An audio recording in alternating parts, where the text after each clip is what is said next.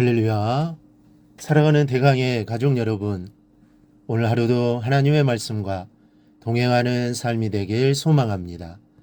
오늘 함께 나눌 하나님의 말씀은 고린도전서 4장 18절에서 21절 말씀입니다.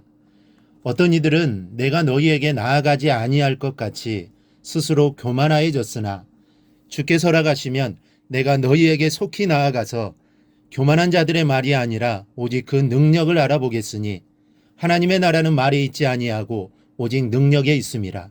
너희가 무엇을 원하느냐? 내가 매를 가지고 너희에게 나아가랴. 사랑과 온유한 마음으로 나아가랴. 아멘.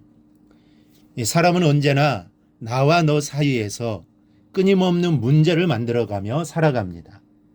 그리고 그 문제 때문에 서로 괴로워하며 또 가슴앓이를 할 때가 정말 많은 게 인생살이입니다. 그런데 그럴 때 가만히 생각해 보면 그 문제의 근원이 말 때문에 시작된 것이 참 많다는 것을 알게 됩니다. 혹시 지금 사람 때문에 마음 아픈 일이 있는 분은 곰곰이 생각해 보십시오. 그러면 거의가 다 내가 꺼낸 말이나 그렇지 않으면 상대방이 꺼낸 말이 문제가 되는 경우가 많다는 것을 알게 될 것입니다. 말이 많은 곳에는 문제도 많게 되어 있습니다. 말을 많이 하다 보면 내 주관적인 생각을 남 생각하지 않고 쉽게 하게 되고 그 말이 예상치 못한 오해를 불러일으키거나 마음을 상하게 만드는 겁니다. 그래서 야고보서 3장 2절은 우리가 다 실수가 많으니 만일 말에 실수가 없는 자라면 곧 온전한 사람이라 능히 온몸도 굴레 씌우리라고 하였습니다. 사람은 그 본질이 실수를 많이 하며 살아갈 수밖에 없는 존재인데 그런데 말에만 실수가 없으면 온전해질 수 있다는 말씀입니다. 말에 실수가 없으면 다른 실수가 없어진다는 겁니다. 말의 실수가 모든 실수의 근원이라는 말씀입니다. 말이 얼마나 무서운지 온몸도 굴레 씌울 정도라고 했습니다. 그러면서 친절하게 실제적인 예를 들어줍니다. 배를 보아라. 사공이 작은 키로 배를 자기 뜻대로 움직이지 않느냐. 키는 아주 작지만 그 키가 배 전체를 움직이는 것처럼 말을 내어뱉는 우리의 혀가 키처럼 굉장한 능력을 가졌다. 배는 작은 키로 움직입니다. 우리의 혀가 이와 같다는 것이죠. 말의 혀가 나의 인생을 좌지우지하게 된다는 겁니다. 그러니 조심하라는 것이죠. 또한 혀는 곧 불이요 불의의 세계라. 아주 작아 보여도 얼마나 큰 잠재력이 그 안에 숨어 있는지 아주 작은 불씨가 많은 나무들을 순식간에 태워버릴 수 있는 것처럼 혀는 우리 지체 중에서 온몸을 더럽히고 생의 바퀴를 불사른다고 했습니다. 혀는 불과 같다는 것이죠. 불이 온 세상을 태우듯이 내 안의 혀가 우리의 인생을 불사르게 한다는 겁니다. 그러니 혀를 잘 다스려야 합니다. 말을 가려서야 한다는 것이죠. 말이 많으면 열매가 아름답지를 못합니다. 먼저 기억해야 할 것은 말이 많으면 능력이 없어진다는 진리입니다. 바울은 본문에서 이렇게 말합니다. 하나님의 나라는 말에 있지 아니하고 오직 능력에 있음이라.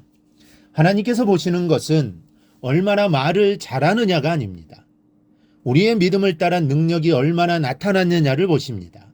화려한 기도를 보시지 않습니다. 말을 더듬어도 우리의 진심이 그 기도 속에 들어있는 기도를 들으시는 분이 하나님이십니다. 전도를 잘하지 못해도 괜찮습니다. 우리의 진심이 담긴 마음으로 한 영혼을 사랑하는 마음으로 복음을 전하는 것을 보시는 하나님이십니다. 찬양을 잘하지 못해도 됩니다. 진심이 담긴 마음으로 하나님을 찬양하는 것을 하나님은 기뻐 받으시는 분입니다. 4장 1절에서 바울은 자신을 그리스도의 일꾼이라고 했습니다. 이 말대로 우리는 말꾼이 아니라 일꾼입니다. 일을 잘해야지 말을 잘하는 사람은 하나님께 소용이 없는 사람입니다. 그래서 사도 바울은 19절에서 주께서 허락하시면 내가 너희에게 속히 나아가서 교만한 자들의 말이 아니라 오직 그 능력을 알아보겠으니 라고 했습니다. 하나님께서는 심판대를 앞에 놓고 여러분들을 대하실 때 절대로 여러분들이 한 말을 보시지 않으실 겁니다. 여러분이 한 일을 가지고 여러분을 평가하실 겁니다. 그러니 우리는 말보다는 일에 능력이 나타나서 열매 맺는 일에 더 많은 마음을 써야 합니다. 어느 목사님이 우리 교회는 재직에는 풍성한데 일자리에는 일꾼이 빈곤하다라는 말을 했습니다. 이것저것 하자는 말들은 많은데 정작 일을 하는 자리에는 일손이 없다는 것입니다. 우리 교회는 말이 많은 교회가 아니라 일꾼이 많은 교회가 되어야겠습니다. 둘째, 말이 많다는 것은 교만하다는 증거입니다. 19절을 보면 교만한 자들의 말을이라고 했습니다. 말과 교만을 함께 이어 사용합니다. 말이 많으면 그만큼 교만하다는 것입니다.